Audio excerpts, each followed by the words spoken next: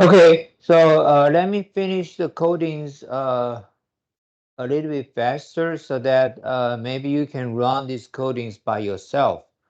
But I think the most a little bit difficult part, okay, a little bit difficult part is about the frequency conversion, because now I'm asking you to use the daily data, but now the next question is to use monthly returns.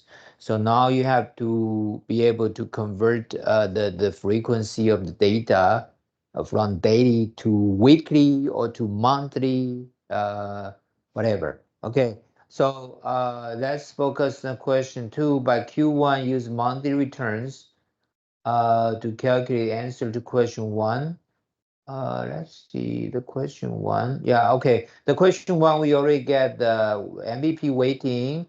We can also calculate the MVP return, and we can also calculate the MVP sigma standard deviation. Okay. By question two, okay, use monthly returns. Okay, so this is about the frequency conversion. There are several ways to convert the frequency of the data in R. This will be a little bit complicated. Okay, so I just show you here, okay, a few ways to convert the data frequency. And actually, I also referenced the book, okay, by Jonathan Ragenstein Jr., Reproducible Finance with R Code Flows and Shiny Apps or Portfolio Analysis. So this is also interesting, good book. But anyway, converting daily prices to monthly returns in the XTS. So this book provides three ways. The first is about the XTS. So if your data is in XTS format, okay, then you can use this way to convert the data to monthly data. Okay, so I suggest you to use the first approach because that will be easier. But the disadvantage that this approach is more traditional, because nowadays we have developed the new ways to handle the data in R. So I just need you to know that this is not the only way to convert the data frequency. But anyway, if you are using XTS, so we can use a more traditional function called read.csv. Okay, so you can see read.csv is a very traditional function to read CSV data, and very similar to the time series conversion we mentioned in the beginning. We are using XTS. Okay, so by following this, we can just run this. Okay, and finally, you can see this is the okay. So now you can see we call this as a ETF4.0.xts. Okay, so this is the four asset prices time series data in XTS format. Okay, so you can check the class of this object. It shows XTS and zoo. Okay, so this is the most traditional time series format in R. Okay, and the second way is using the TK underscore XTS. Okay, TK is the current more updated package to handle time series data. Okay, so the function here is just for your reference, but of course you don't understand why we want to use this. Don't worry, okay, because this is to convert the uh, the using the TK, okay, TK into XTS. The reason is that you may note that now we are using read underscore CSV. Okay, so they will generate a different format uh, than the read read.csv. Okay, so remember read.csv is different from read_csv. Okay, you will generate a different output. Okay, but based on this, we are using tk_xts to convert the time series data into XCS. Okay, so this will be a little bit complicated, but I don't need you to spend so much time understanding these codings. The purpose is to help you to understand, okay, if you are going to convert the frequency of the date, you can choose the easiest way, which is the most traditional way, traditional one. Okay, but if you are using read_CSV function to import the CSV file, then you need this function to help you to convert the data frequency. Okay, so this is the function we're using here. And then, okay, so let's run this.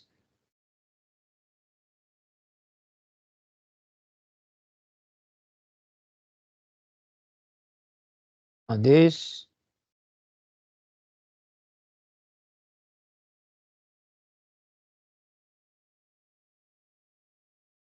Okay, now we are using second approach.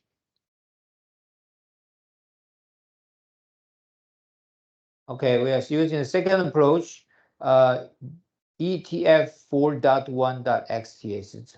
If you check the class of this object, it shows the same thing, XTS and zoo, so no problem at all. Then we can use a function called the to.monthly. Okay, so what we are doing here is to convert the daily data into monthly data.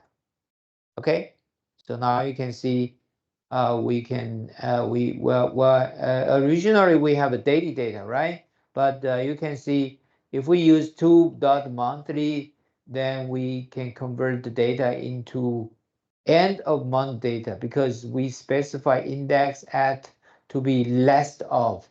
Less of means the last day of the month. So it shows the end of the month data instead of the beginning of the month. Okay, so if you check the data, then you will see, okay, in 2015, it shows December 31st. In 2016, January shows January 31st, February 29th, March 31st, April 30. Okay, etc. So it shows the last or the final date of the month. Okay, and then also we also have to specify the OHLC to be false, because the data originally, supposedly you should supply the price with open, high, low, and close. Okay, open, high, low, and close. But in this case, we don't have this data. So you specify OHLC to be false. Okay. And after you specify the data, and then you can see, check out the head of the price. Okay, head the price, it shows, okay, end of the month. And then you can also calculate the returns. So we are using return.calculate, and the method equal to discrete. Okay, discrete.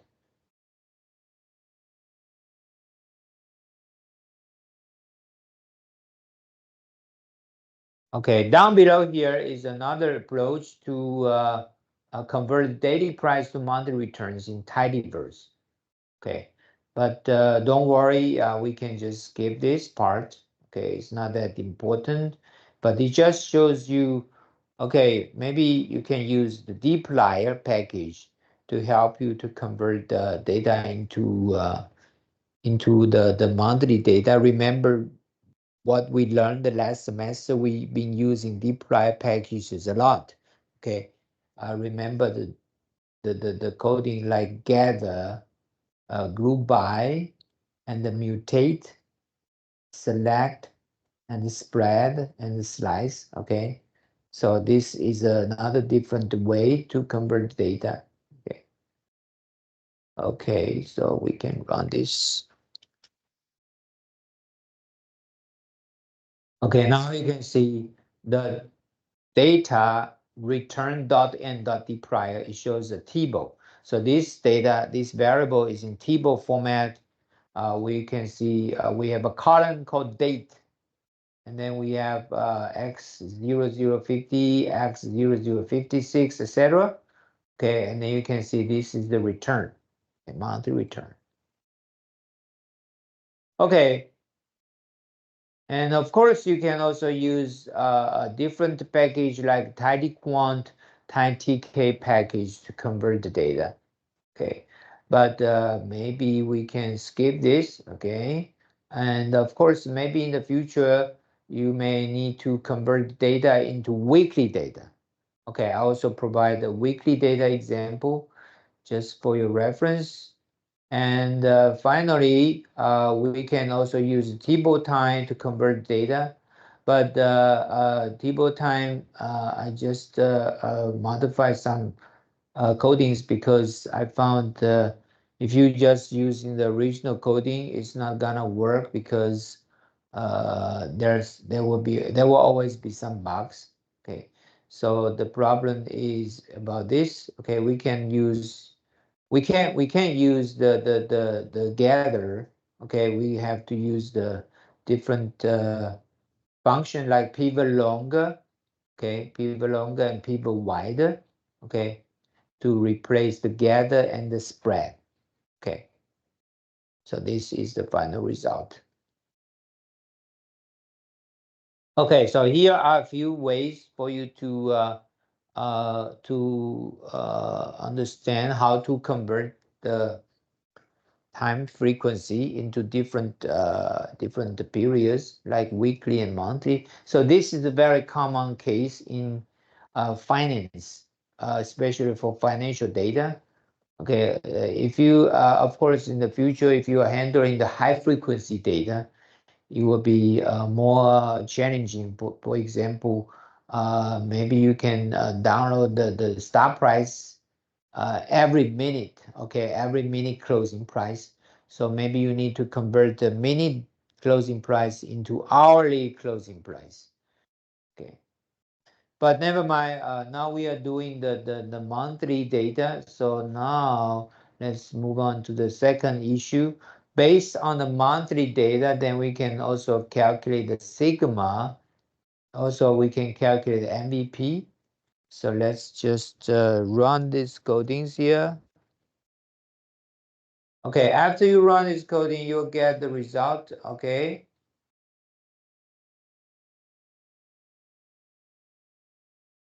Oh, okay, so this is not the right one.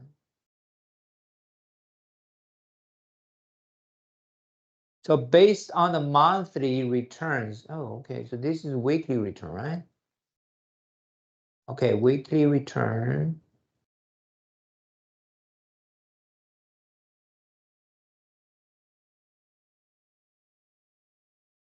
Oh, I see the problem here. Okay, use this monthly.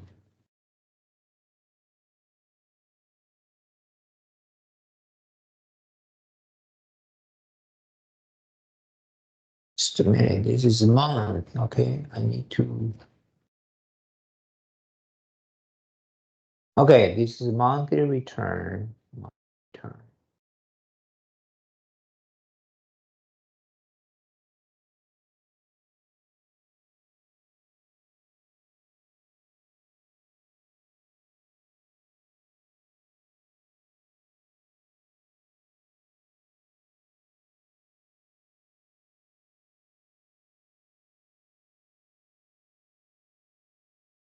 Okay, so this is the monthly return, the monthly weightings. Okay, monthly return to generate the weightings for for the four assets. Okay, so I just correct the numbers here, and then we can also calculate the.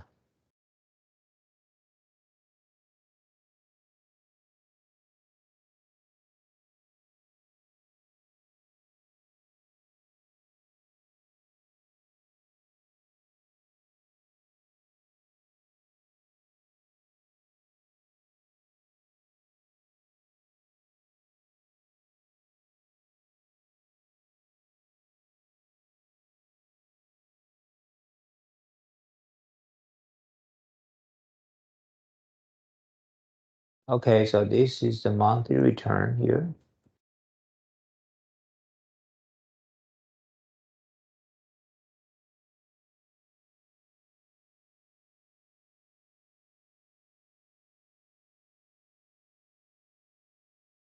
Monthly return.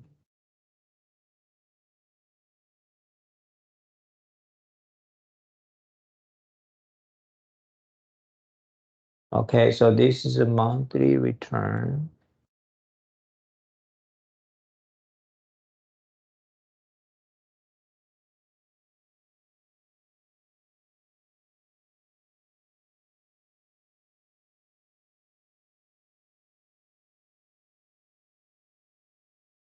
Okay, monthly MVP standard deviation.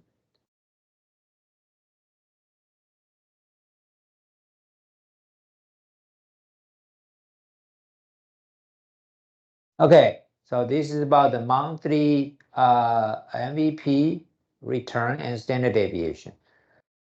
Okay, so question 3 is to find the tangency portfolio based on the Q2 risk-free rate is soon to be 0.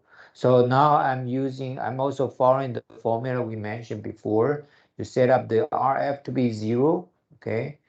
And then we can just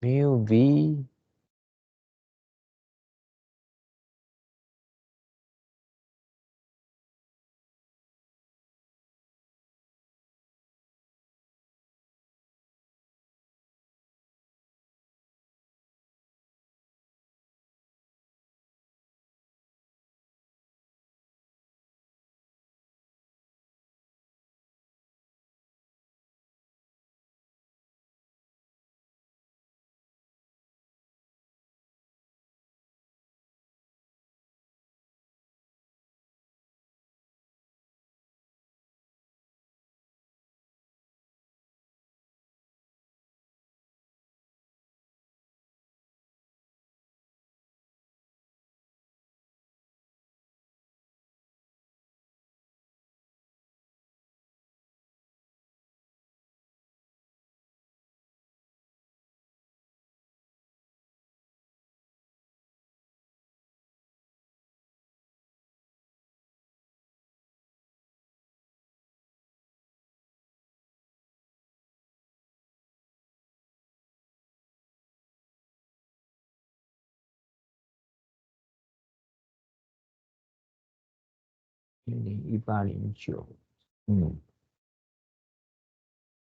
Okay, after that, we can also write a function to find the minimum variance for specified return mu. So in the following, uh, we specify the function here.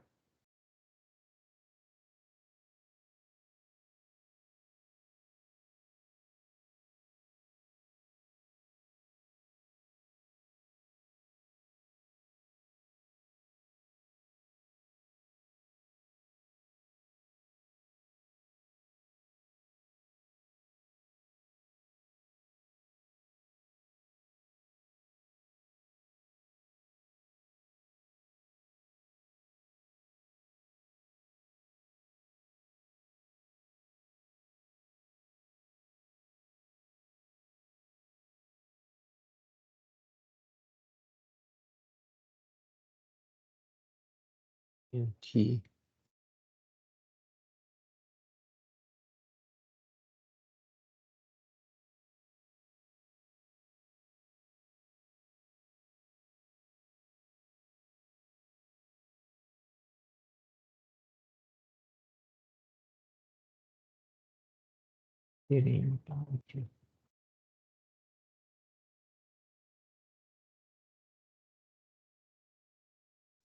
Okay, so this is about the result here. We got the finally we just verified the result using the function.